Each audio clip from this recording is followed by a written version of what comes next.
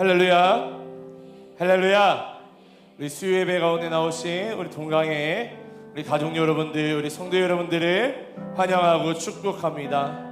오늘도 우리를 부르신 그 주님 앞에 우리가 믿음으로 반응하여 그 믿음으로 주님 앞에 한 걸음 한 걸음 나아가길 간절히 소망합니다.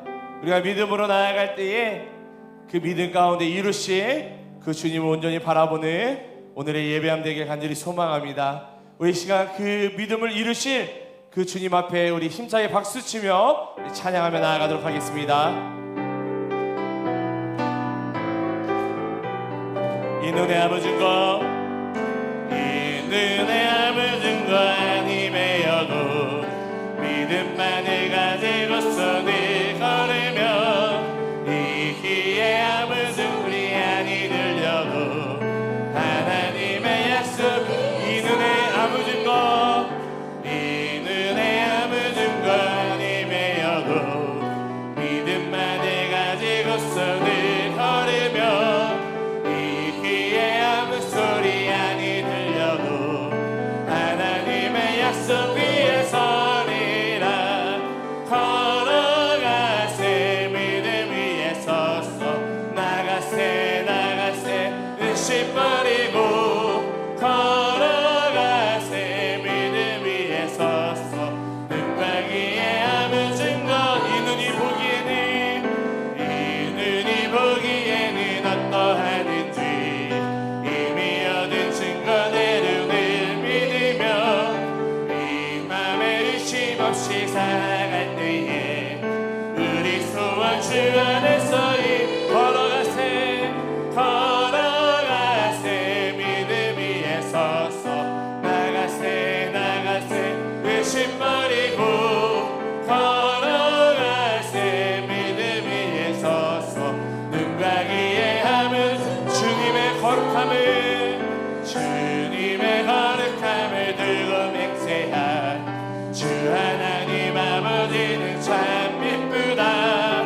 이 귀한 모든 약속 믿는 자에게 능치 못할 무슨 일이 걸어가세 걸어가세 믿음 위에 서서 나가세 나가세 의심 버리고 걸어가세 믿음 위에 서서 눈과 귀에 함은 걸어가세 믿음 위에 서서 걸어가세 믿음 위에 서서 나가세 나가세 의심 버리고 걸어가세 믿음 위에 서서 눈과 귀에 함은 우리 마지막으로 걸어가세 걸어가세 믿음 위에 서서 나가세 나가세 의심 버리고 걸어가세 믿음 위에 서서 눈과 귀에 함 주님 약속하신 말씀 위에서 주님 약속하신 말씀 위에서 영원토록 주를 찬송하리라. 소리 높여 주께 영광 돌리며 약속 믿고 다시 한번 주님 약속하신 말씀 위에서 영원토록 주를 찬송하리라. 소리 높여 주께 영광 돌리며 약속 믿고 굳게 서리 굳게 서리 영원하신 말씀 위에 굳게 서리 굳게 서리 그 말씀 위에 우리 2절 고백합니다. 주님 약속하신 말씀 위에서 세상 염려내게 연습할 때에 용감하게 힘써 싸워 이기며 약속 믿고 우리 3절 고백합시다. 주님 약속하신 말씀 위에서 영원하신 주의 사랑이 믿고 성령으로 힘써 싸워 이기며 약속 믿고 굳게 우리 함께 고백합시다. 굳게 서리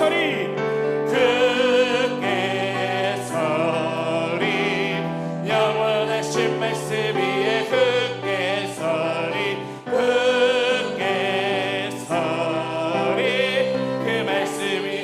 4절로 고백합시다. 주의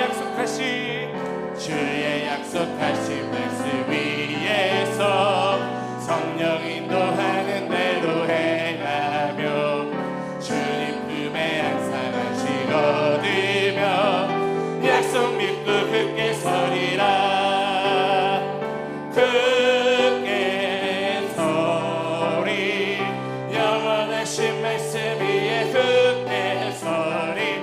굳게 서리 그 말씀 위에 굳게 서리.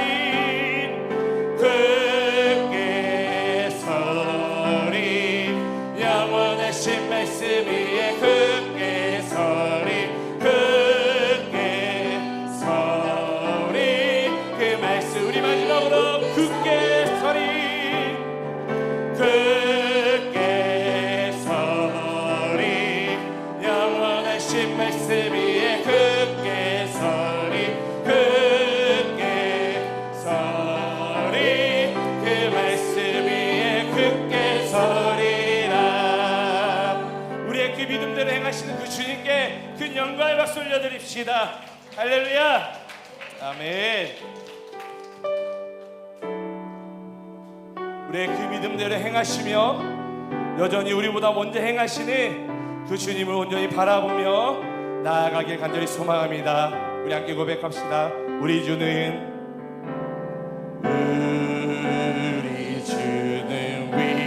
위대하며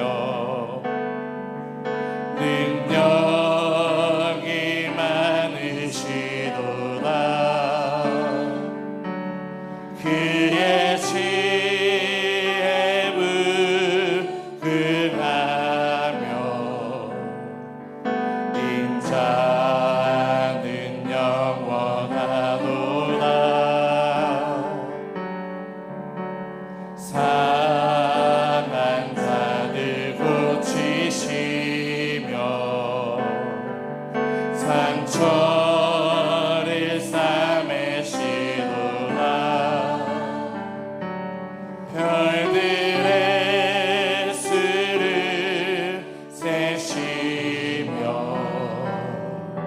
이름을 붙이셨도다.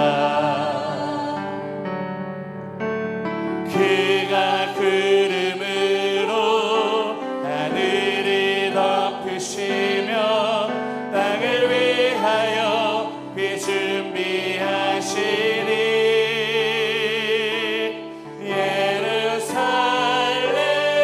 예루살렘아 여호와를 찬송할지어다. 내 하나님을 감사함으로 그 앞에 나가며 주 임재 앞에 경배. 다시 고백합니다. 우리 주는 위대 능력이 많으시도다. 능력이 많으시도다. 그의 지혜 무궁하며 인자는 영원하도다. 상한 자들 고치시며 상처를 싸매시도다. 별들의 수를 세시며 이름을 붙이셨도다. 그가 구름으로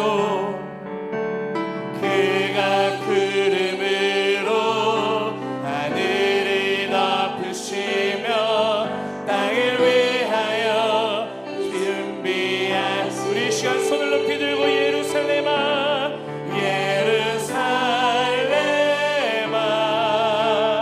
여호와를 찬송할지어다. 내 하나님을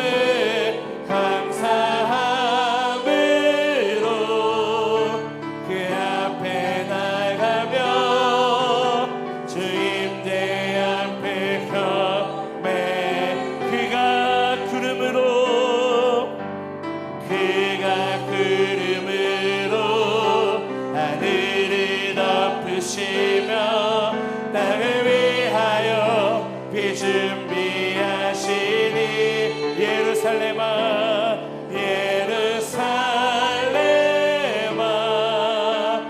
여호와를 찬송할지어다. 내 하나님은 감사함으로 그 앞에 나가며 주 임재 앞에 경배. 우리 마지막으로 예루살렘아 예루살렘아 여호와를 찬송할지어다. 내 하나님은 감사함으로 그 앞에 나가며 주 임재 앞에 경배해. 우리 이 시간 예배를 놓고 그렇게 한번 기도하며 나아갔으면 좋겠습니다. 주님, 오늘의 이 예배가 그냥 우리의 일상 속에 그냥 수요일이 왔기 때문에 드리는 예배가 아니라, 하나님, 내가 믿음을 다해 나의 전존재를 다해 하나님께 나의 목숨을 걸고 나의 생명을 걸고 하나님 앞에 나의 모든 전존재를 내어드리는 예배되게 도와주시옵소서.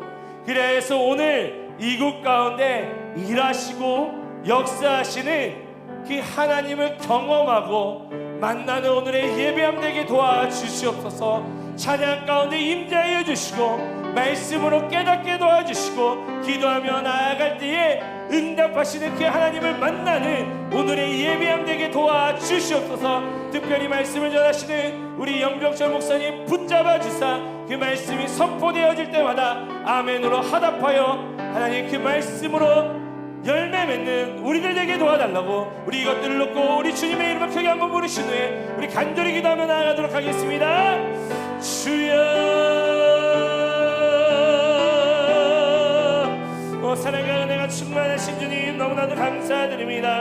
하나님, 오늘도 우리를 이 예배 가운데 불러주시고 우리를 세워주시고 하나님 우리를 이 예배 자리 가운데 불러주심을 너무나도 감사드립니다. 하나님, 오늘도 이 예배 가운데 우리가 믿음으로 나아갑니다.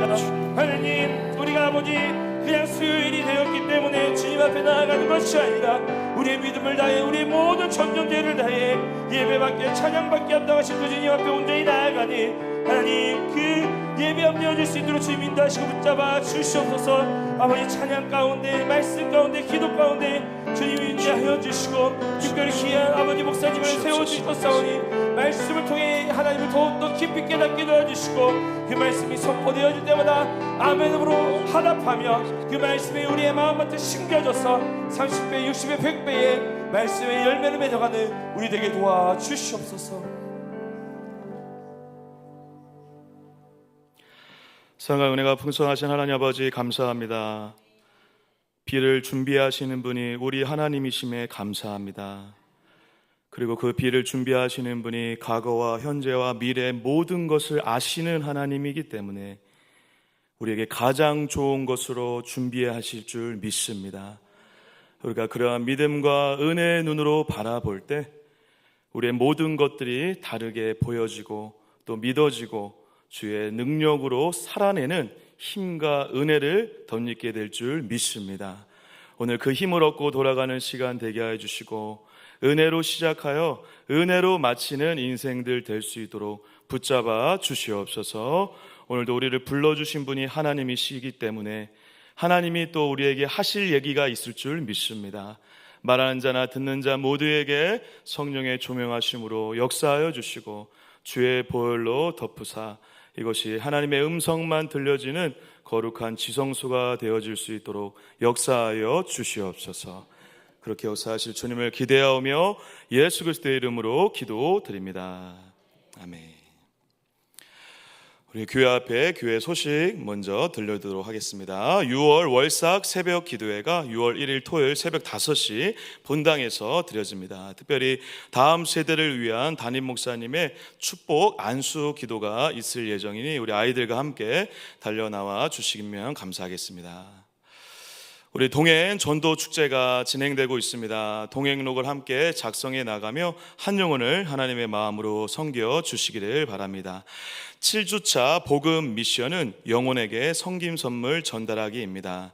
아직까지 섬김 선물 키링을 받지 못하신 성도님들이 계시다면 우리 교육자실로 문의해 주시고 꼭 받아 가셔서 우리 영혼들을 섬겨 주시면 감사하겠습니다. 오늘 하나님께서 우리에게 주시는 말씀은 누가복음 19장 11절에서 27절까지의 말씀입니다. 제가 가진 성경은 신약성경 128페이지, 누가복음 19장 11절에서 27절까지의 말씀. 오늘 하나님 앞에 드려진 귀한 손길들 있습니다. 11조 윤현숙 집사님, 11조 이진한 집사님, 감사헌금 박혜경 권사님, 감사헌금 정옥하 지사님, 성교헌금 윤영숙 성도님, 복지관 윤영숙 성도님, 사회복지헌금 윤영숙 성도님 드리셨습니다. 드린 손길마다 하나님의 나라와 영광을 위해서 귀하게 사용되는 축복의 통로들 되기를 주님의 이름으로 간절히 축복합니다. 우리 누가복음 19장 11절에서 27절까지의 말씀을 한 절씩 교독하시고요, 마지막 절 같이 읽도록 하겠습니다. 제가 먼저 읽을게요. 그들이 이 말씀을 듣고 있을 때 비유를 더하여 말씀하시니 이는 자기가 예루살렘에 가까이 오셨고 그들은 하나님의 나라가 당장에 나타날 줄로 생각함이더라. 이르시되 어떤 귀인이 왕위를 받아가지고 오려고 먼 나라로 갈 때에 그 종 열을 불러 은하 열 문화를 주며 이르되 내가 돌아올 때까지 장사하라 하니라. 그런데 그 백성이 그를 미워하여 사자를 뒤로 보내어 이르되 우리는 이 사람이 우리의 왕됨을 원하지 아니하나이다 하였더라. 귀인이 왕위를 받아가지고 돌아와서 은하를 준 종들이 각각 어떻게 장사하였는지를 알고자 하여 그들을 부르니 그 첫째가 나아 이르되 주인이여 당신의 한 문화로 열 문화를 남겼나이다. 주인이 이르되 잘하였다 착한 종이여 내가 지극히 작은 것을 충성하였으니 열 고을 권세를 차지하라 하고 그 둘째가 와서 이르되 주인이여 당신의 한 문화로 다섯 문화를 만들었나이다. 주인이 그에게도 이르되 너도 다섯 고을을 차지하라 하고 또 한 사람이 와서 이르되 주인이여 보소서 당신의 한 문화가 여기 있나이다. 내가 수건으로 쌓아 두었었나이다.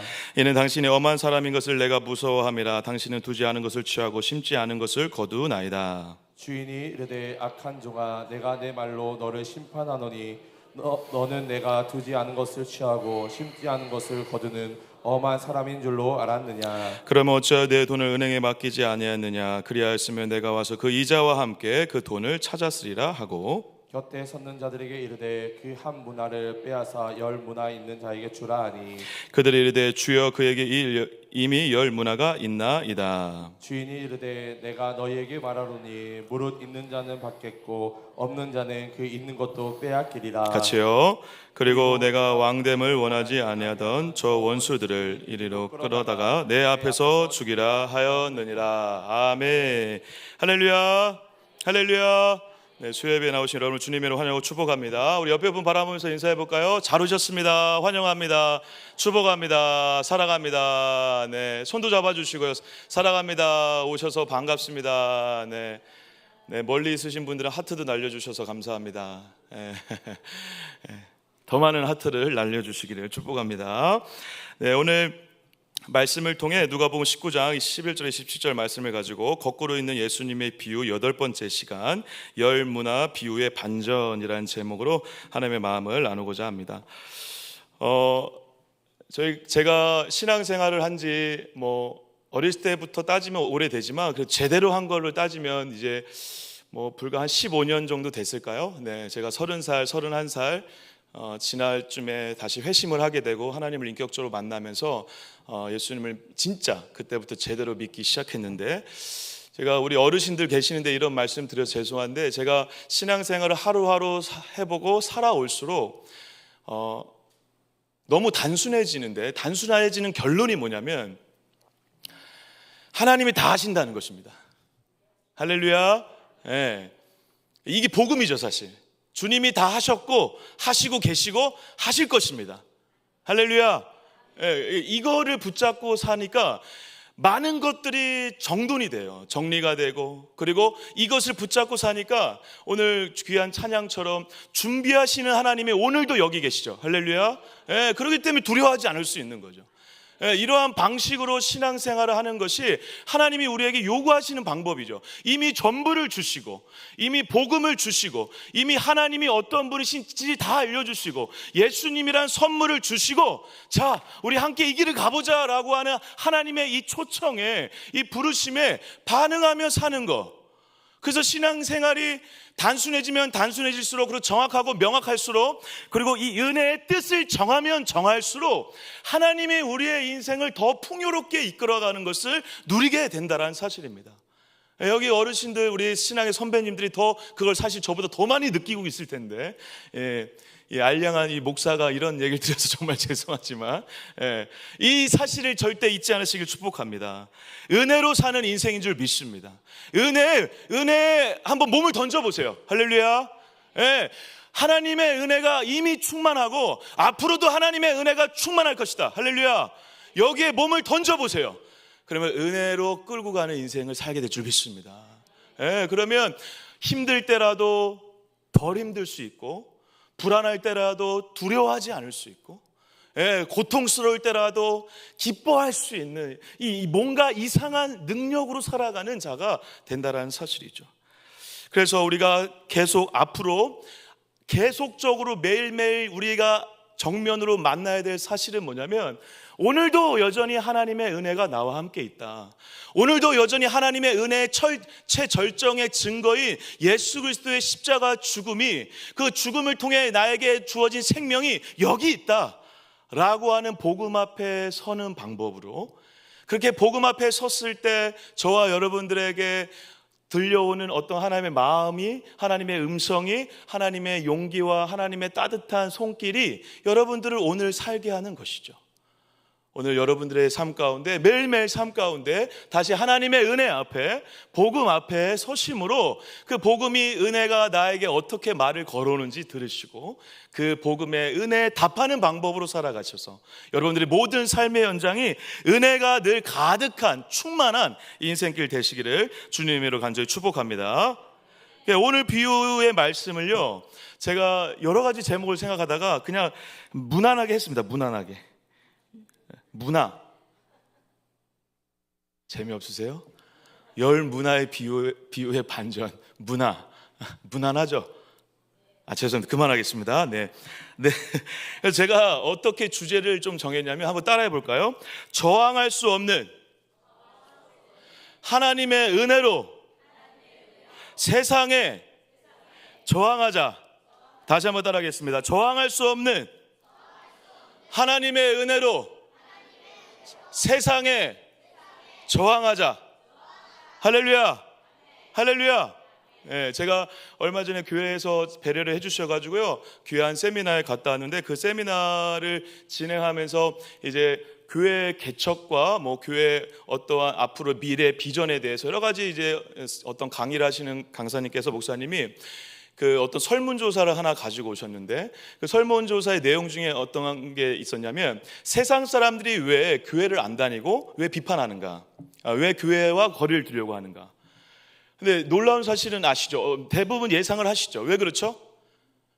나와는 다른, 나는 믿기 싫은데 그래서 멀리하고 싶은데 나는 다닐 마음이 없는데 그들이 나랑 똑같이 살아가는 것 같아서 그렇다는 것입니다. 이해가 되세요? 지금 어떠한 상황인지 이해가 되세요? 분명히 지금 세상 사람들이 교회를 안 다녀요. 근데 왜 다니기 싫으냐? 라는 이유를 물어보니까, 왜 다니기 싫으냐면 그냥 달라서, 믿기 싫어서, 그런 문제가 아니라, 왜 그렇더라고요, 여러분? 교회 다니는 사람이 나랑 똑같이 생활을 한다는 것입니다. 세상의 흐름과 세상의 그런 여러 가지 풍조와 방향과 이 여러 가지 문화적 상황들에 똑같이 살아간다라는 것입니다. 제가 어떤 이제 성도님의 부탁으로 어떤 병원에 이제 선생님들, 간호사분들 한 대여섯 명이 모이신 곳에 공동체에 가서 다 믿지 않는 분이세요. 한 명도 믿는 분이 없어요. 어렸을 때 잠깐 교회를 다니셨다 그런 분들은 계시지만 한 분도 믿지 않으시는데, 그분들하고 이제 좀 성경 공부를 해달라. 어떻게 믿지 않는 분들하고 성경 공부를 할 수 있을까요? 그래서 지금 성경책도 피지도 못했습니다. 지금 몇 주째 지금 피지도 못했어요. 피지도 못하고 뭐 얘기하고 있냐면 그냥 세상 사는 거 어떠세요? 당신은 행복한 사람, 소중한 사람입니다. 막 축복해 드리고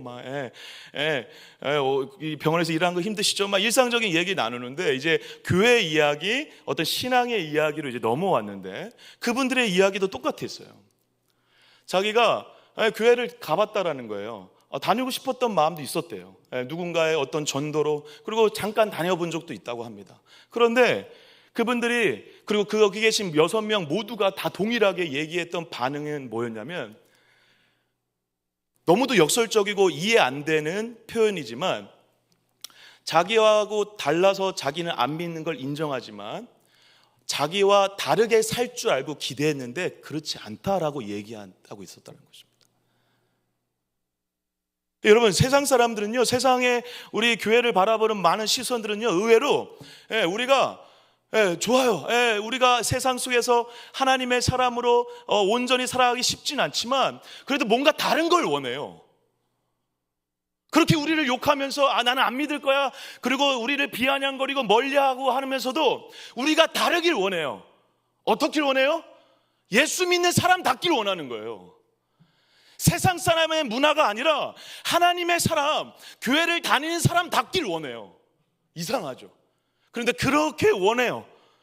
그리고 그렇게 살아가는 사람을 보면 여전히 자기는 다닐 마음이 없지만, 그래서 그때 그 간호사분이 그런 질문을 했어요. 11조라는 게 진짜 있어요? 한 달에 100만 원 벌면 10만 원 내요? 1000만 원 내면 100만 원 내요? 제가 네, 그렇습니다. 저희 교회 못 다니겠습니다. 네. 그런데 자기는 못하지만 교회 다니는 사람이 만약에 그렇게 하지 못하면 그건 또 싫은 거예요. 사랑하는 여러분, 저와 여러분들이 살아가는 이 세상과 이 세상의 사조와 문화와 풍족 가운데 저와 여러분들은 삶에서 실제적으로 어떠한 인생을 살아가고 계십니까?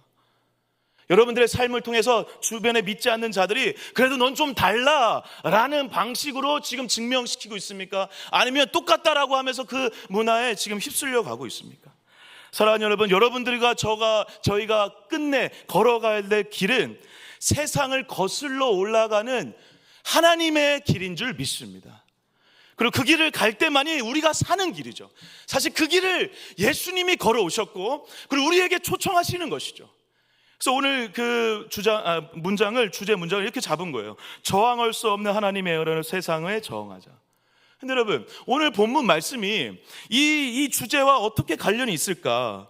오늘 사실 이 본문 말씀은요, 달란트 비유와 열 문화 비유와 달란트 비유와 쌍둥이 비유로 알려져 있습니다. 다시 말해서 달란트, 마태복음 25장에 있는 달란트 비유나 이 누가복음 19장 열 문화 비유나 비슷한 내용이고 비슷한 연결점이 있어서 결론도 비슷하다라는 방식으로 우리가 이해를 해왔어요. 실제로 이 비슷한 것들이 너무 많죠. 어떤 주인이 있는데 주인이 어딜 떠나요? 떠나면서 종들한테 어떻게 하죠? 뭘 맡기죠? 일정 분량의 돈을 맡겨요. 달란트는 달란트, 문화 비유는 문화를 맡겨요. 그래 맡긴 다음에 이윤을 남긴 자가 있고 못 남긴 자가 있었어요. 이윤을 남긴 자에게는 칭찬을 줬고 이윤을 못 남긴 자에게는 책망을 하며 벌을 줬어요. 이런 내용을 들으면 그래, 이 내용들이 다 비슷하기 때문에 우리가 이 내용들을 통해 비슷한 결론을 내는 게 큰 문제는 없다라고 생각할 수 있습니다. 비슷한 내용을 조금 다른 내용들을 추가해서 성경에서 그렇게 입체적으로 바라보게 하는 그런 성경의 그런 진술 방법이 실제로 있기 때문에 그렇습니다. 예를 들어서 오병이의 기적은 마태, 마가, 누가, 요한에 다 있죠. 근데 여러분 조금씩 다른 거 아시죠? 근데 조금씩 다르다고 해서 거기서 얘기하는 핵심 진리가 파괴되거나 변형되진 않죠. 조금씩 다른 그것들이 모여서 더 온전한 진리를, 의미를 알아가는 것이죠. 마치 여러분, 저희가 이 컵을 볼 때 여러분들이 보고 있는 컵은 맨들맨들한 것밖에 안 보이죠.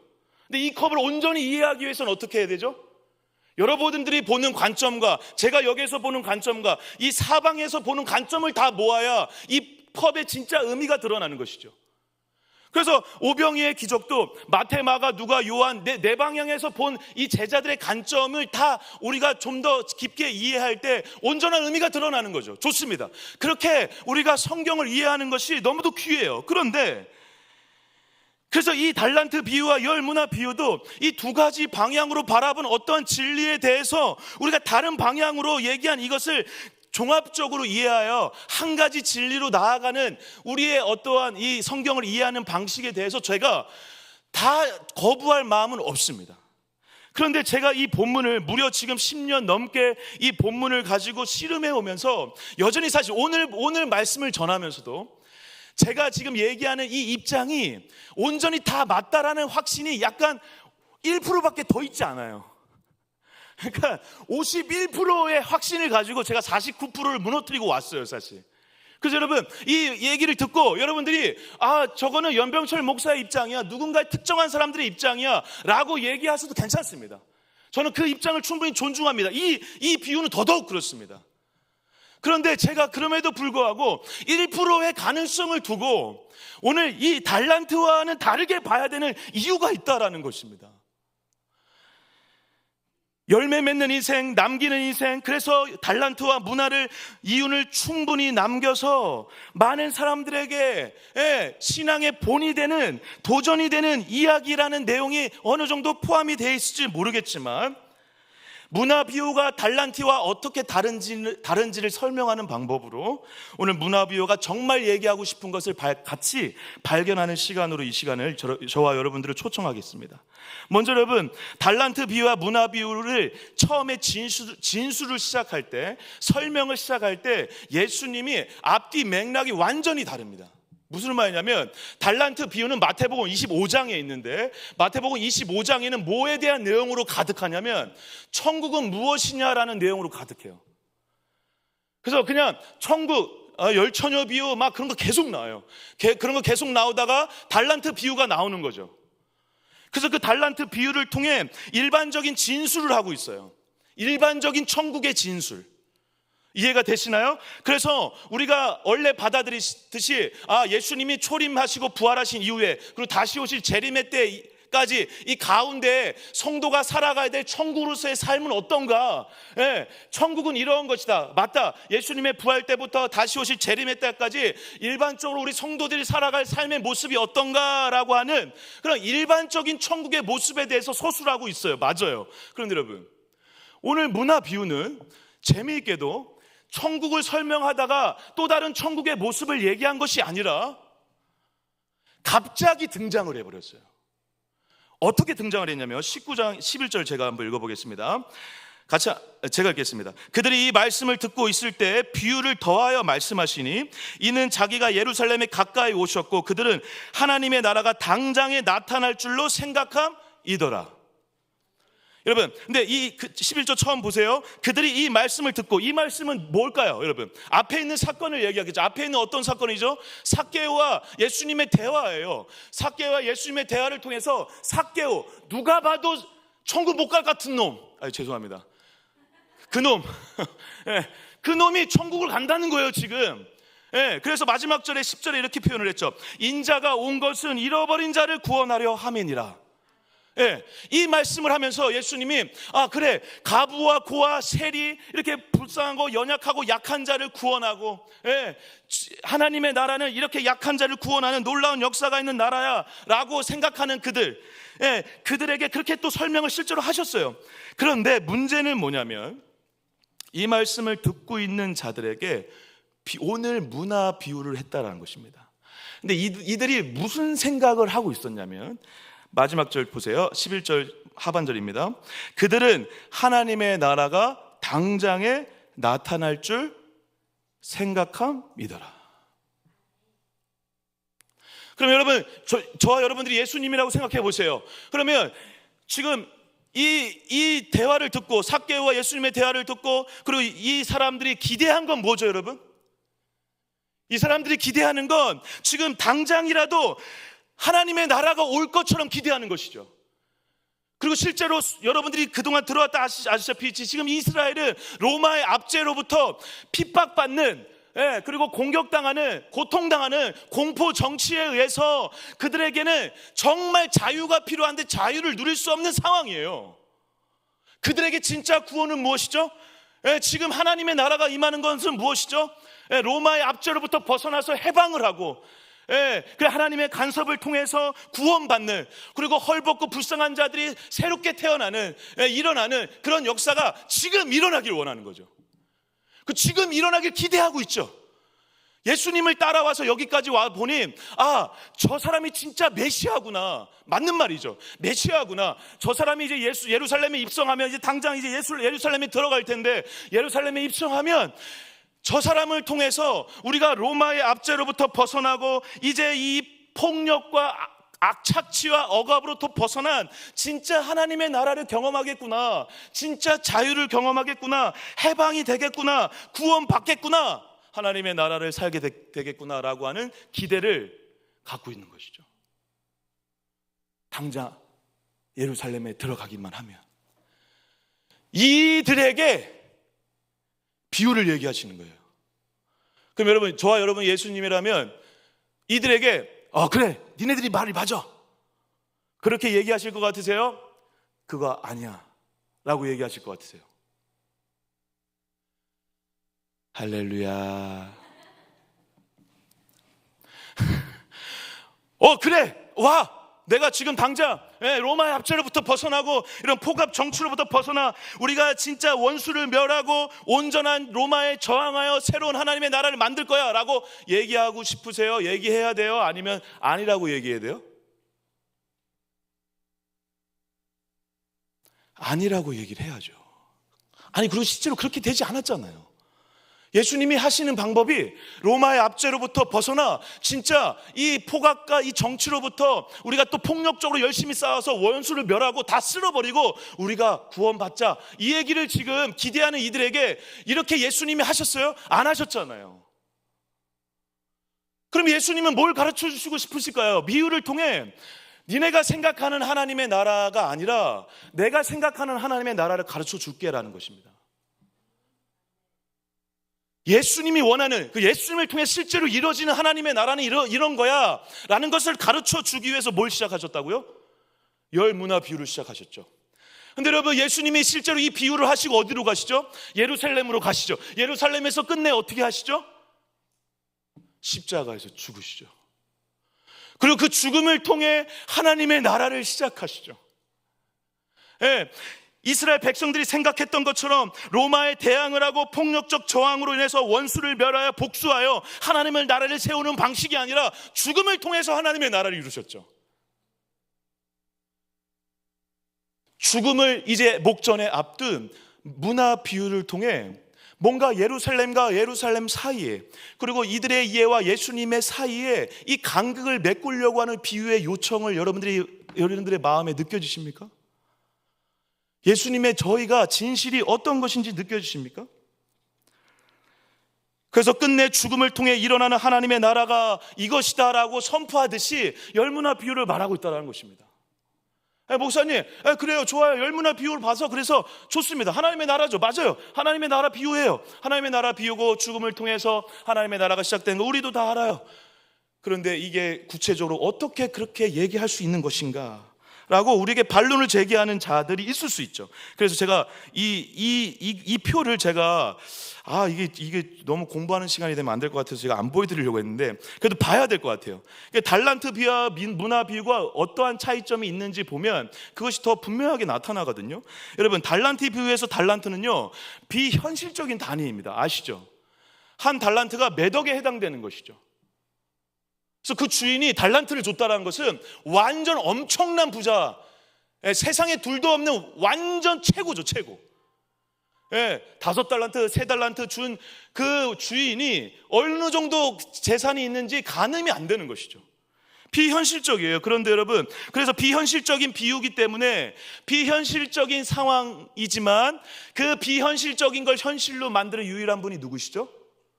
하나님이시죠. 그래서 그 주인을 누구라 비유하는 거죠? 달란트 비유의 주인을 하나님이라고 생각을 하는 거잖아요, 그죠?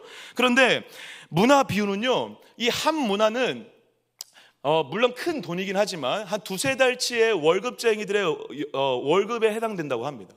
그러니까 1,000만 원, 2,000만 원, 3,000만 원, 많게는 한 5-6천만 원에 해당되는 은 한 문화 정도가 작은 금액은 아니지만 그래도 여러분 1,000만 원, 2,000만 원, 3,000만 원, 4,000만 원, 5,000만 원은요 현실적이죠.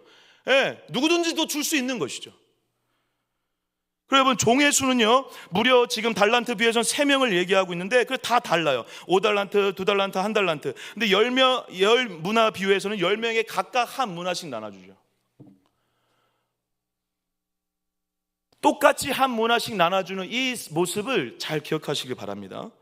그리고 나중에 여러분은 이 이야기를 통해서 아시겠지만, 2명의 종을 제외하고 7명의 종은요, 7명의 종은요, 등장도 하지 않아요. 근데 마지막 악한 종이라고 부름받았던 자와 동일한 대우를 받았을 것이라 우리가 예상해 볼 수 있죠. 왜? 등장하지 않았으니까. 잘했는지 못했는지 모르지만 못했을 가능성이 많죠. 어쨌든 지금 10명 중에 2명은 칭찬받고 8명은 칭찬을 받지 못했어요. 근데 더 중요한 정보는 뭐냐면 주인이에요. 주인. 달란트 비유에서는 주인에 대한 정보가 전혀 없어요, 여러분. 주인이 어떤 사람인지에 대해서 얘기를 하고 있지 않습니다. 주인이 어떤 사람인지 구체적으로 설명도 하잖아요. 이 사람의 배경이 어떠한 사람인지 얘기도 하고 있잖아요. 그런데 여러분, 문화 비유에서는 주인에 대한 정보가 많아요. 제가 한 구절만 읽어볼게요. 12절 읽어보겠습니다. 이르시되 어떤 귀인이 왕위를 받아가지고 오려고 먼 나라로 간다. 그럼 이 사람은 어떤 사람이죠? 귀인은 다른 말로 귀족입니다. 귀족. 귀족이 어떻게 한다고요, 지금 여러분? 왕위를 받으러 간다고요. 그리고 14절 보세요. 그런데 그 백성이 그를 미워해요. 백성은 근데 그 귀족을 좋아해요, 미워해요? 미워해요. 미워하여 사자를 뒤로 보내어 이르되 우리는 이 사람이 우리의 왕됨을 원하지 아니하였나이다 하더라. 이 귀족, 이 주인에 대한 정보가 많아요. 예. 이 정보는 왕위를 받으러 가야 되는 자고, 근데 이 왕위를 받으러 가기 전에 백성들에게 엄청 미움을 받았던 자예요. 그들이 그 귀족이기 때문에 돈이 좀 있었겠죠. 돈이 있어서 많은 종들에게, 자기 종들에게 똑같이 1문화씩 나눠준 거예요. 그래서 갔다 왔는데 이윤을 남긴 자에게 달란트 비유는 칭찬으로 끝나는데, 어떠한 칭찬이냐면 네가 주인의 즐거움에 참여했다고 그래요, 여러분. 주인의 즐거움에 참여했다.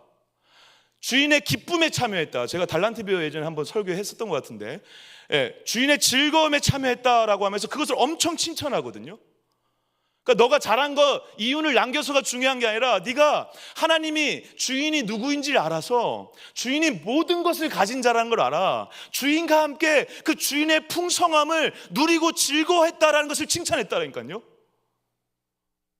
그런데 여러분, 오늘 문화 비유에서는요, 칭찬을 하긴 하는데 뭘 주냐면 17절 제가 한번 읽어볼게요. 주인이 이르되 잘했다 착한 종이여, 내가 지극히 작은 것 충성하였으니 10골 권세를 차지하라. 그리고 또 다른 사람에게도 이렇게 얘기해요. 18절에 그 둘째가 와서 이르되 주인이여 당신이 한 문화로 5문화를 만들었나이다. 주인이 그에게 이르되 너는 5골을 차지하라. 뭘 주고 있죠, 여러분?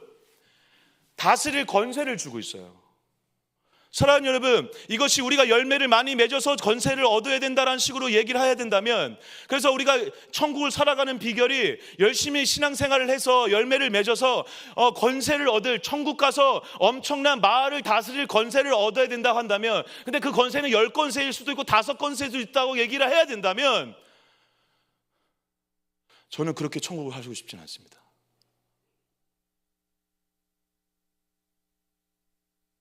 권세를 얻기 위해서 신앙생활을 열심히 해야 됩니까, 여러분? 무엇인가를 다스릴, 누군가를 다스릴 권세를 얻기 위해서 신앙생활을 열심히 해서 열매를 얻어야 되는 것입니까, 여러분? 아니요, 여러분. 이미 하나님의 자녀된 온전한 권세를 주셨죠. 하나님의 아들, 하나님의 백성이라는 권세를 주셨죠. 이거보다 더 엄청난 권세는 없습니다, 여러분. 이 권세를 누리는 것이 또 다른 권세를 누리는 비결인 것이지, 이 권세를 얻자고 우리가 또 열심히 신앙생활해서 달란트 비유처럼 문화 비유도 그렇게 열심히 신앙생활해서 문화의 이윤을 남기자라고 얘기할 수 없다라는 것입니다.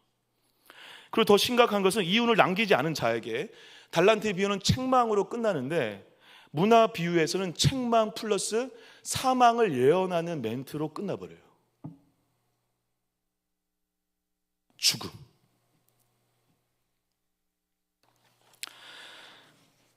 오늘 열문화 비유를 제가 중간중간 잠깐 이 비교하면서 설명했지만, 여러분, 비교표를 통해서도 여러분들 아시고 우리가 지금 이해했듯이 달란트 비유와 뭔가 얘기하려고 하는 다른 메시지들이 숨어져 있다는 것입니다.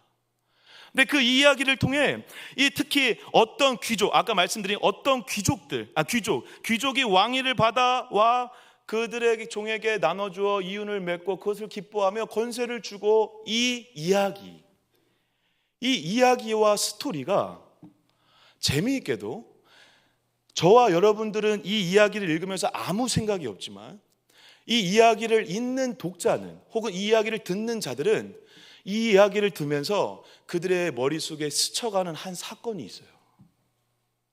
그것은 무엇이냐면 여러분 이스라엘 지역을 다스렸던 분봉 왕이 누구죠? 대표적인 왕? 헤롯이죠. 헤롯이 왕이 3명이 있어요. 그래서 나중에 이두메 지역, 유대 지역 이런 식으로 땅을 나눠가지고 아들들에게 그 각각의 지역을 다스리게 하거든요. 그리고 그 각각의 지역을 다스리게 할 때 유대 땅을 특별히 다스렸던 왕 중에 하나가 아들이 누구냐면 아켈리오라는 자예요. 아켈레오라는 자인데 이 아켈레오뿐만 아니에요. 다른 아들들도 마찬가지예요. 이 왕들은 자기의 힘으로 왕이 될 수 있을까요? 없을까요? 없어요. 어떻게 해야 될까요? 그들에게 왕위를 공식적으로 인정받으려면 로마 황제에게 가서 로마 황제에게 왕권을 인정받거나 그들에게 허락을 받아야 되는 거예요. 그래서 지금 이스라엘 백성들, 지금 이 이야기를 듣는 자들에게는 어떤 이야기와 지금 겹칠 수 있냐면 아킬레오 왕이 실제로 유월절 시기에 자신을 미워하고 자신에게 반란을 제기한다라고 생각하는 유대인 3,000명을 멸살한 적이 있습니다. 그러니까 멸살하니까 백성들이 더 어떻게 했을까요, 여러분? 더 미워했겠죠. 더 싫어했겠죠. 예. 더 싫어하고 더 미워하고 저 사람이 왕이 되면 안 된다, 우리의 분봉 왕이 되면 안 된다라고 얘기를 했을 거예요. 근데 그 아킬레오가 로마 황제에게 찾아가 이제 내가 왕이 될 수 있도록 허락을 좀 해주십시오. 정치적으로 이렇게 공격당하고 있으니 로마 황제에게 정치적 이런 사항들을 엎을 수 있는 황제가 인정해주면 아무도 말 못할 수 있으니까 황제에게 인정해 주십시오라고 갔어요. 갈 때 유대 땅 사람들이 어떻게 했을까요? 실제로 사절단을 보내 로마 황제에게 이 왕이 우리 지역의 분봉왕이 되면 안 된다라고 고소를 해요. 지금 어떠한 이야기와 지금 비슷한 것 같으세요, 여러분? 자, 다시 한번 읽겠습니다. 우리 12절부터 14절 한번 읽어주세요. 12절, 14절 같이 한번 읽겠습니다. 시작. 이르시되 어떤 귀인이 나라로 갈 때에 그중 열을 불러 은하 열 문화를 주며 이르되 내가 돌아올 때까지 장사하라 하니라. 그런데 그 백성이 그를 미워하여 사자를 뒤로 보내어 이르되 우리는 이 사람이 우리의 왕됨을 원하지 아니하는다 하였더라. 네. 그래서 여러분 지금 이 비유에서 얘기하듯이 뭔가 이스라엘 백성들은 여기 있는 독자들은 예수님의 이 비유를 들으면서 자연스럽게 헤롯 대왕이라든가 분봉왕이라든가 아킬레오와 같은 이야기들을 머릿속에 그릴 수밖에 없었다라는 것입니다. 그리고 이 이야기를 하는 시점이 언제라고? 6월절이죠. 6월절에 실제로 그 분봉왕 아킬레오가 실제로 어떻게 했죠? 3,000명의 유대인들을 학살해버렸어요. 이제 예루살렘으로 들어가 왕이 되들 예수님을 기대하면서 이들의 머릿속에 있었던 그 기대를 어그르듯이 6월절에 똑같이 있었던 그 사건이 다시 재조명되고 있는 거죠. 다시 반복되고 있는 거예요. 그 유대인이라면 누구나 다 아는 역사적 사건을 비유를 얘기함으로 인해서 뭔가 달란트 비유와는 다른 예수님이 원하시는 하나님의 나라의 모습을 그려가고 있다는 것입니다. 그래서 조금 약간 극단적으로 결론을 내리자면 이 귀인은 선한 사람이 아닐 가능성이 많다는 것입니다. 누굴 예상하듯이? 아킬레오를 예상하듯이. 실제로 이 주인이 이렇게 요청을 합니다. 15절 제가 한번 13절 제가 한번 읽어보겠습니다. 그종 열을 불러 은하 열무라를 주며 이르되 내가 돌아올 때까지 어떻게 하라? 장사하라. 사랑하는 여러분, 지금 시대나 우리가 살아갈 때 장사가 큰 문제가 아니죠. 잘못된 게 전혀 아니죠. 사랑하는 여러분, 그렇지만 예수님이 살던 시대에는 장사에 대한 의미가 다소 부정적이었습니다. 왜냐하면 장사를 하려고 하면 물건을 사고 팔아야 되고 돈을 내야 되는데 돈을 없는 자에게 어떻게 하죠? 돈을 빌려줘요. 빌려준 다음에 거기다 뭐를 얹어버리죠? 이자를 얹어버려요. 그래서 장사하고 뭐하고 꼭 연결이 될 수밖에 없냐면 고리 대금업하고 연결이 될 수밖에 없어요. 그러면 고리 대금업은 어떠한 방식이죠? 돈 없는 자들에게 이자를 엄청 매겨서 그들을 착취하고 억압하는 방식이죠. 그래서 사람들의 삶을 어렵게 만드는 거였어요. 그래서 장사를 한다는 것은 굉장히 부정적이고 실제로 억압과 착취의 방법으로 장사를 할 수밖에 없었어요. 근데 그 장사를 하라는 거예요. 누가? 주인이. 여러분, 달란트 비유에서는 주인이 장사라고 얘기하지 않습니다. 그 주인이 장사라고 하지 않아요. 그냥 맡겼어요. 그런데 달란트 맡은 자들이 알아서 그냥 하는데 하는 것 중에 하나가 장사였죠. 주인이 요청하지 않았는데 그렇게 산 거죠. 근데 열무나 비유에서는 장사를 요청하고 있다는 것입니다. 약한 자를 억압하고 착취할 수 있는 이러한 방법으로 지금 요청하고 있는 거예요. 그래서 예수님이 이 장사에 대해서 비관적으로 얘기하기 위해 19장 45절 46절에 이렇게도 얘기하시잖아요. 45절 46절 제가 한번 읽어보겠습니다. 성전에 들어가서 장사하는 자들 내쫓으시며 그들에게 이르시되 기록된 바 내 집은 기도하는 집이 되리라 하셨거든 너희는 강도의 소굴을 만들었도다 하시니라. 여러분, 예수님의 시대는 농경사회이기 때문에 장사보다 공유, 같이 함께 공동체 생활을 하며 함께 읽어가는 것이 중요한 시대입니다. 그 시대에 장사를 하는 것이 과연 좋은 주인일까요? 예수님일까요?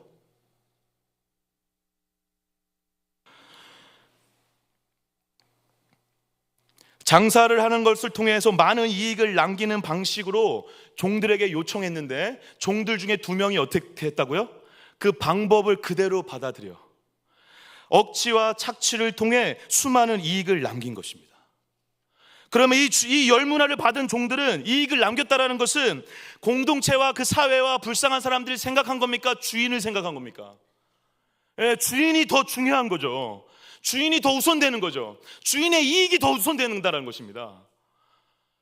지금 세상이 장사를 통해 이익을 얻어나고 착취를 얻어내고 억압을 한단 말이에요. 근데 그 세상의 흐름에 같이 동조하여서 이익을 얻어내는 자로 살아간 자가 칭찬을 받았어요. 아까 얘기했던 아켈레와 같은 자들은 칭찬을 실제로 하겠죠. 근데 예수님은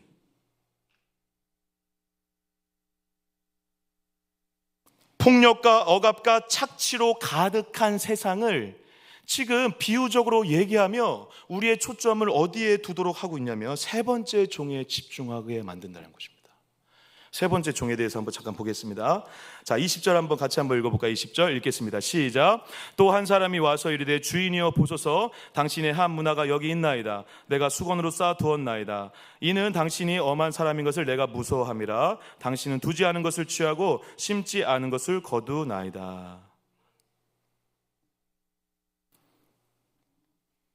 달란트 비유처럼 그 주인이 맡긴 것을 잘해서 칭찬하고 그렇게 해서 이익을 얻는 것이 잘했다, 주인의 즐거움에 참여했다 칭찬하는 것이 아니라 이익을 남긴 것과 못 남긴 것 때문에 책망을 하고 있다는 것입니다. 그래서 이 주인은 아켈레와 같은 악한 주인이거나 자신의 이익만을 추구하는 자이고, 반대로 그럼 이 주인에게 대항한 사람은 무엇일까요? 누굴까요? 어떤 자일까요? 세상에 부도덕하고 착취와 억압으로 가득한 세상 속에서 주인의 요청, 세상의 요청, 세상의 이익, 세상의 착취, 세상의 억압, 세상의 풍조, 세상의 흐름에 같이 동조하지 않고 주인의 의도에 비협조적으로 권위를 무시하지 않으면서도 뭔가 주인이 원하는 대로 하지 않았다는 것입니다.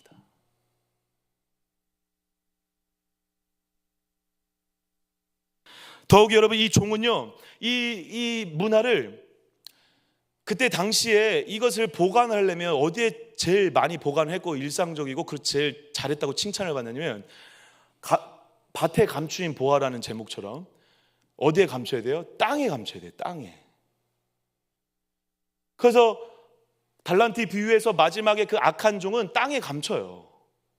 주인의 즐거움에 참여하지 못한다고 책망받았던 자는요, 땅에 감춰요. 그런데 이 종은 땅에 감추지도 않고 수건에 싸요. 세상이 하는 방법도 선택하지 않고 주인이 원하는 방향대로 하지도 않았어요.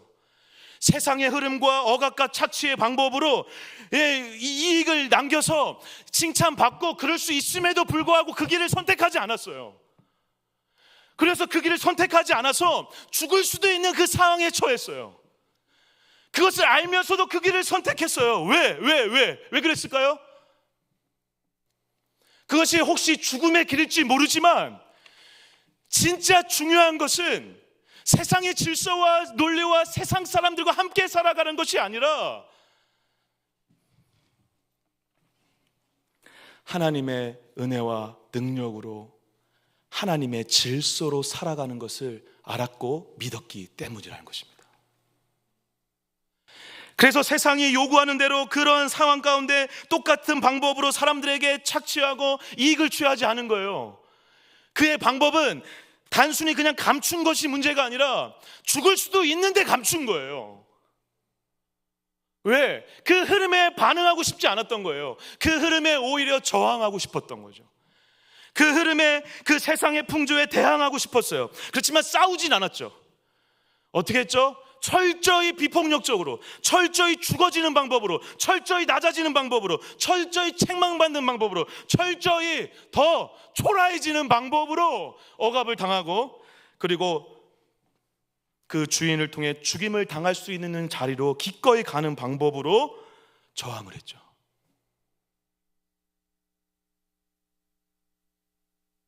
세상의 방법이 아닌 자신의 방법으로, 그것도 억압과 착취와 돈과 이자 놀이로 흘러가던 세상의 풍조에 올바른 저항으로, 가장 최고의 저항의 방법으로 열심히 싸워서 투쟁해서 로마를 압제로부터 벗어나 이 원수로부터 이 벗어나는 하나님의 나라를 기대했던 자들과도 다른 방법이고, 그렇다고 로마에 빌붙어서 로마와 똑같은 방법으로, 그리고 아켈레오와 똑같은 방법으로 그곳을 살아가 누리고 배불리 사는 방법도 아니고, 양극단의 모든 방법을 다 거부하고 세상의 두 흐름을 다 거부하고 진짜 하나님의 나라를 선택했다라는 것입니다.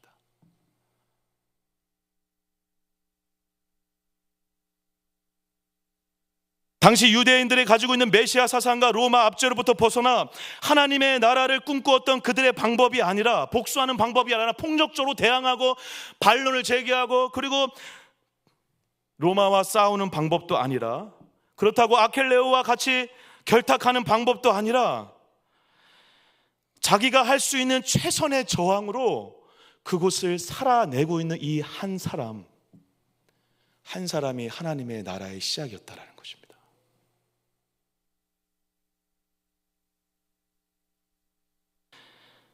하나님의 백성들이 하나님의 나라를 살아가야 될 진짜 중요한 방법은 이 세상의 착취와 억압으로부터, 그리고 부조리한 풍조로부터, 그리고 배를 넉넉하게 하는 그런 모든 세상의 잘못된 불의의 흐름으로부터 저항할 때 하나님의 나라가 시작된다는 것입니다. 그래서 하나님의 나라는 아무 문제가 없는 상태를 얘기하는 것이 아니라, 지금 하나님의 나라를 이렇게 소개하고 있는 거예요. 아무 문제가 없는 나라를 선물로 주겠다는 게 아니라, 아무 문제가 없는 진짜 하나님의 나라를 만나겠지만 그 전까지 하나님의 나라는 지금 문제가 가득하다라는 거예요. 억압과 착취 속에 살아갈 수밖에 없다라는 거예요. 그런데 거기서 저항을 하는 자, 저항을 시작할 때 하나님의 나라가 시작된다라는 것입니다.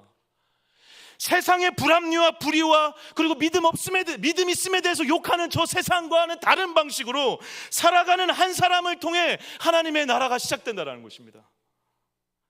그리고 이 길을 실제로 가신 분이 예수님이시죠.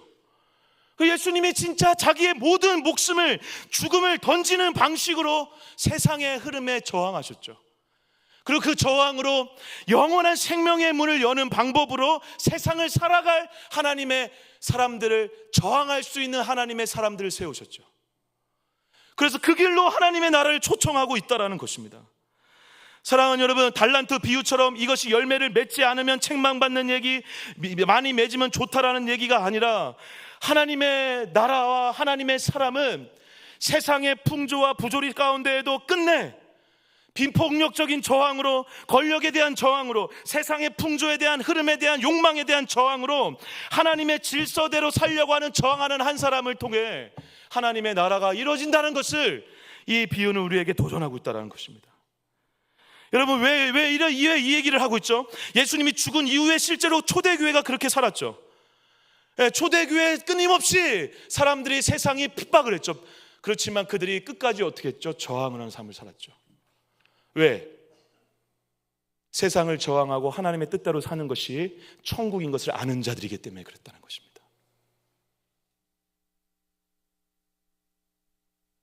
말로 형용할 수 없는 세상의 풍조, 공중의 권세 잡은 자들의 그런 권세, 육체의 욕심을 따라 살아갈 수밖에 없는 우리를 하나님께서 구원해 주셔 영원한 하나님의 나라로 우리를 불러주셨다면 우리가 그 나라를 살아가며 그 유혹과 풍조가 여전히 있겠지만 그 여전히 있는 그 자리에서도 하나님의 사람답게 하나님의 마음으로 하나님의 질서를 선포하며 대항하고 저항하는 것, 그것이 천국을 사는 비결이라는 것입니다.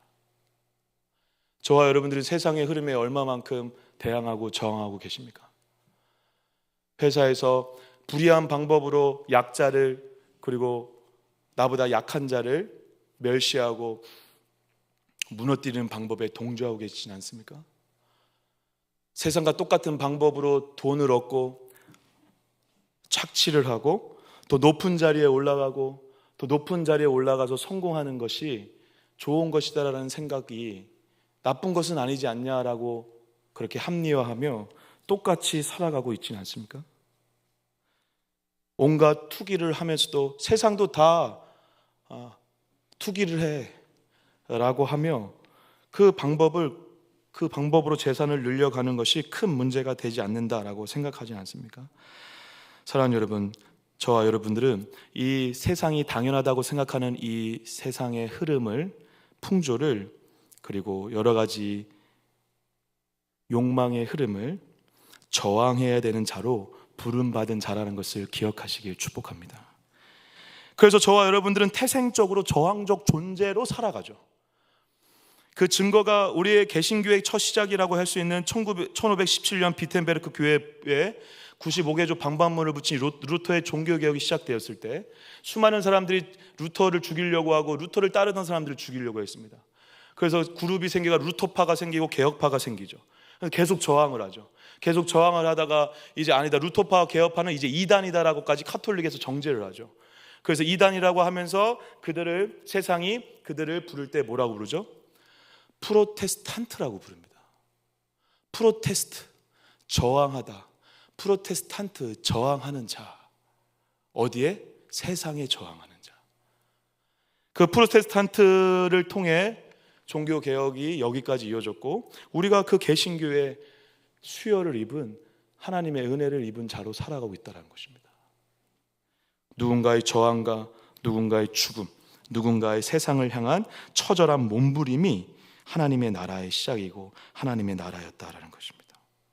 한문안을 수건에 쌓아두었던 그 자는, 제가 그 자였다면 죽을 각오를 하고 했을 것 같아요. 실제로 남들은 다 좋은 거, 이윤을 얻으려고 노력을 했겠지만 조금만 노력하면 이윤을 얻을 수 있는데 그렇게 하지 않고 목숨을 걸고 저항한 이유는 그가 세상의 흐름에 흘러가고 싶지 않았기 때문이고, 그렇게 저항하는 것이 하나님의 질서로 살아가는 것이 진짜 중요하다는 것을 알았기 때문에 그렇습니다. 저항하다가 죽을 수도 있다라는 공포도 우리도 경험할 때가 있습니다. 아니면 저항하다가, 그리고 불의에 대항하다가 쫓겨나거나 직장을, 그리고 사업을 망칠 수도 있다라는 위험에 우리가 놓일 때도 있습니다. 그런데 여러분, 그때마다 그 이후의 결과를 생각하면 저항하는 자로 절대 살아갈 수가 없습니다. 가장 중요한 방법은 뜻을 정하셔야 합니다. 그래서 다니엘서 처음 1장에 다니엘을 표현하는 가장 중요한 단어가 무엇이죠? 뜻을 정하는 것입니다. 그런데 우리는 뜻을 정하면 그 이후의 결과가 어떻게 될까를 고민을 하죠. 그러면 영원히 뜻을 못 정합니다. 그런데 뜻을 정하면 하나님이 하실 거라는 것에 우리의 온 몸을 던져서, 하나님의 은혜 안에 우리의 온 몸을 던져서 뜻을 정하면, 할렐루야, 뜻을 정하면 그 이후의 결과에 상관없이 뜻을 정하면 그 이후의 결과가 다르게 보여진다고요. 다르게 해석이 되어진다고요. 그리고 다르게 살아갈 수 있는 힘을 주신다고요. 그게 하나님의 사람들이 걸어가야 될 하나님의 나라의 백성의 삶입니다. 그래서 우리에게 도전하는 거예요. 오늘 너는 이 세상에서 한 문화를 가지고 똑같은 방법으로 장사하지 않고 똑같은 방법으로 살아가지 않고 오늘 하나님의 방법으로, 하나님의 말씀으로, 하나님의 은혜로 살아갈 수 있는가? 라고 묻고 있는 것이고, 그 물음에 알겠습니다, 뜻을 정하고 그 길을 가겠습니다 라고 하는 자, 그 자를 통해 하나님의 나라가 시작된다는 것입니다. 저와 여러분들의 정체성은 저항하는 존재로 부르셨습니다. 세상의 수많은 저항으로부터 저항하는 존재. 우리가 완전히 새로운 나라를 살아가는 비결은 이 세상의 불의가 다 사라져서 아무 문제가 없는 세상이 하나님의 나라가 되는 것이 아니라, 그 나라도 분명히 오지만 이미 온 하나님의 나라는, 아직 오지 않은 하나님의 나라는 그런 나라지만 이미 온 하나님의 나라는, 그래서 이 땅에서 누려야 될 하나님의 나라는 여전히 불의와 억압과 착취가 있고 세상에 풍조가 있고 세상에 불순한 것과 욕망이 가득한 시대라고 하더라도 끝내 거기에 저항함으로 완전히 새로운 생명을 주신, 죽음을 통해 저항함으로 우리에게 완전한 생명을 주신 그 예수 그리스도의 죽음의 은혜, 저항할 수 없는 그 은혜, 그 은혜의 힘으로 세상에 저항하며 살 때 저와 여러분들을 통해 그곳이 천국이 되는 역사가 있을 줄 믿습니다.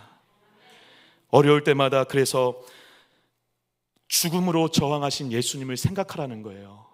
사랑하는 여러분, 제가 여러분들에게 엄청난 비결을 알려드리는 건 아니지만 엄청난 것입니다. 세상에 가장 초라하고 약한 방법으로 저항하셨어요. 똑같이 싸우고 손가락질하고 대적질하고 폭력을 쓰고 욕하는 방식이 아니라 죽음의 방법으로 저항하셨어요.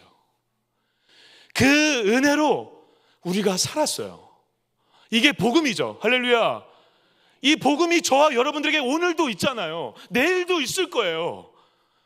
그 저항하신 예수님을 생각하여 그 저항할 수 없는 은혜로 이 세상을 저항하여 살아 저와 여러분들이 걸어가는 모든 땅이 하나님의 나라가 될 때 예수님이 이렇게 얘기하실 거예요.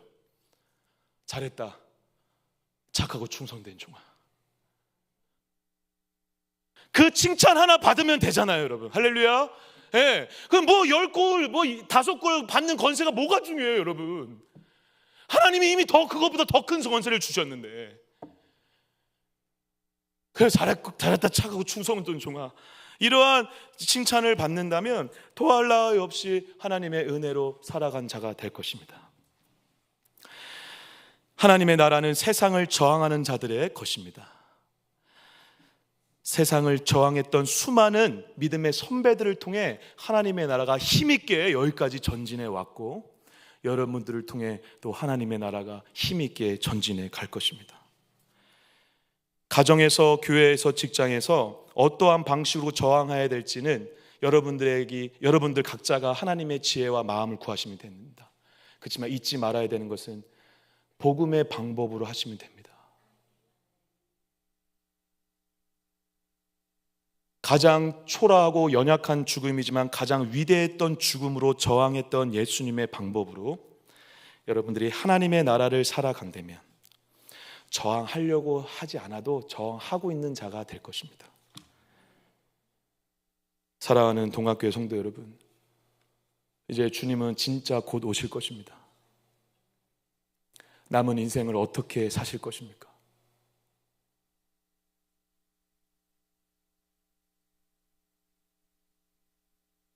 제가 병원에서 나눔을 하는 그분들의 고백을 하면서 얼마 전에 한 분이 이렇게 카톡을 보내왔습니다.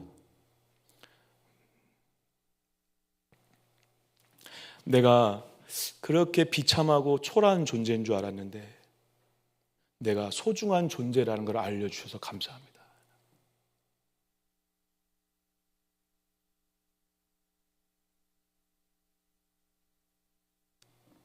내가 어떠한 존재인지 알 때 세상을 저항할 수 있게 되는 것입니다.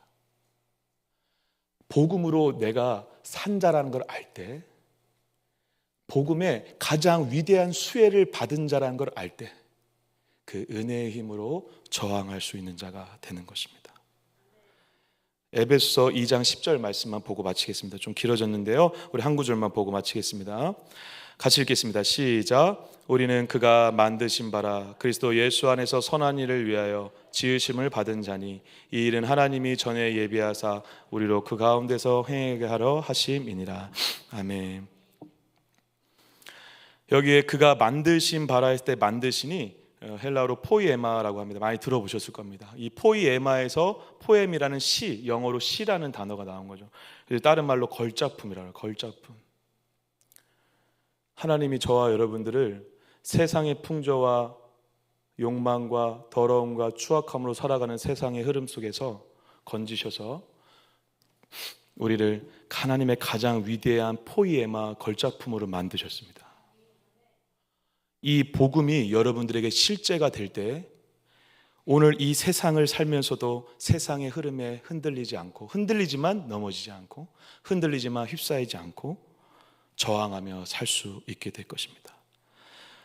나는 하나님이 만드신 걸작품이야. 나는 하나님이 만드신 작품이야. 그런데 세상의 이깟 흐름에, 풍조에, 그리고 유혹에 내가 쓸려가지 않겠다라고 얘기할 수 있는 힘은 내가, 저와 여러분들이 하나님이 만드신 엄청난 존재라는 것을 잊지 않을 때만이 시작할 수 있다는 사실을 기억하셔서 여러분들의 그 존재의식으로 인해 세상을 저항하는 자로 살아갈 뿐 아니라 여러분들을 통해 또 다른 누군가가 하나님의 나라를 함께 누리고 세상이 우리를 볼 때 저들은 뭔가 다르구나 라고 얘기해 줄 수 있는 믿음의 길을 걸어가시는 저와 여러분 되시기를 주님의 이름으로 간절히 축복합니다. 축복합니다. 기도하겠습니다. 하나님 감사합니다. 오늘 어떠한 인생을 살고자 우리에게 도전하신 하나님께서 문화 비유를 통해 세상의 흐름에 그냥 안주하는 자들이 아니라 오늘 다시 하나님의 질서를 따라 세상을 저항하는 자로 우리를 부르심에 진심으로 감사합니다. 이것도 우리의 힘으로 할 수 없어 가장 낮은 자리로, 가장 약한 자리로, 가장 초라한 자리로 죽으심으로 세상에 저항하신 예수님의 그 모습을 우리가 오늘 다시 기억합니다. 그 예수님께서 하신 그 일로 내가 구원받았다라는 그 은혜로 오늘 세상이 넉넉히 이기는 자들 되게 하여 주시고 예수님의 그 죽음으로 내가 온전히 하나님의 걸작품이 되었다라고 하는 정체성으로 우리가 이 세상의 풍조를 이겨내는 그런 복되고 귀한 자들 되게 하여 주시옵소서. 그래서 넉넉하게 이길 힘을 내 안에 주신 예수님의 능력인 걸 알아 내 힘으로 사는 자가 아니라, 저항하는 힘도 내가 저항하려고 하는 자가 아니라 영원한 저항을 이루신 예수님과 함께 오늘 그러한 인생을 누리는 자로 살아갈 수 있도록 인도하여 주시옵소서. 그래서 우리 모두를 통해 하나님의 나라가, 불의한 이 세상 속에서도 하나님의 나라가 임하게 하여 주시고 하나님의 나라를 살아가게 하여 주시고 하나님의 나라를 만끽할 수 있는 기쁨과 영광이 가득한 주의 자녀들 될 수 있도록 역사하여 주시옵소서.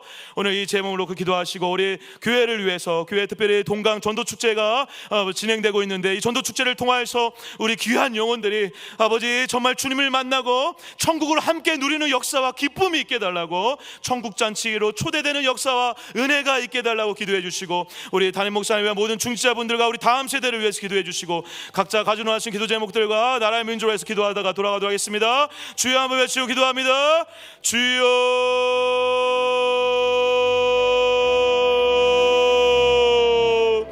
하나님 그렇습니다. 오늘 우리에게 오늘 세계를 열어주심을 믿습니다.